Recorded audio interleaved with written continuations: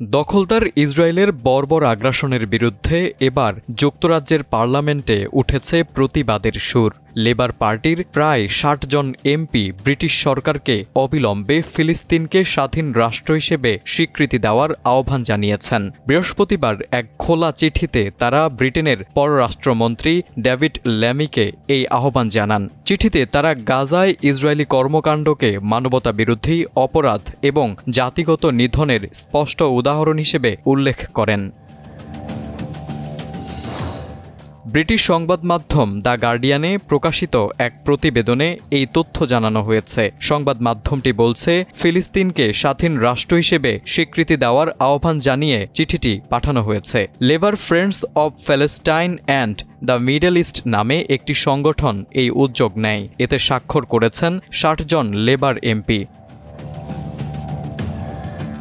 চিঠিতে মোট ৫টি মূল দাবি উত্থাপন করা হয়। ইউএনআরডব্লিউএতে যুক্তরাজ্যের অর্থায়ন অব্যাহত রাখা, হামাসের হাতে আটক বন্দীদের মুক্তিতে কার্যকর পদক্ষেপ, পশ্চিম তীরের অবৈধ বসতিগুলোর সঙ্গে বাণিজ্য নিষেধাজ্ঞা, ফিলিস্তিনকে অবিলম্বে স্বাধীন রাষ্ট্র হিসেবে স্বীকৃতি এবং ২ রাষ্ট্রভিত্তিক সমাধানের জন্য আন্তর্জাতিক চাপ জোরদার করা।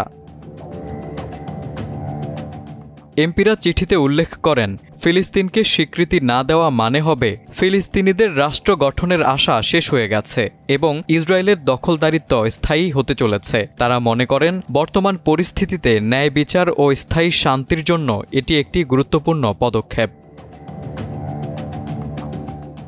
ব্রিটিশ পররাষ্ট্র মন্ত্রণালয় অবশ্য জানিয়েছে তারা ফিলিস্তিনকে স্বীকৃতি দেওয়ার পক্ষে, তবে সেটা এমন সময়ে করবে যখন তা সবচেয়ে কার্যকর কূটনৈতিক প্রভাব ফেলতে পারবে। এর আগেও যুক্তরাজ্য বলেছিল ২ রাষ্ট্রভিত্তিক সমাধানই দীর্ঘমেয়াদে শান্তির একমাত্র পথ।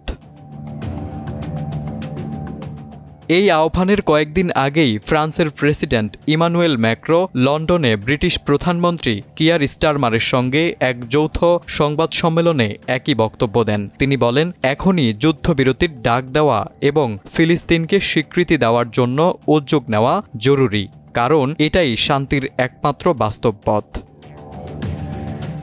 তারেক আজিজ, সময়ের আলো।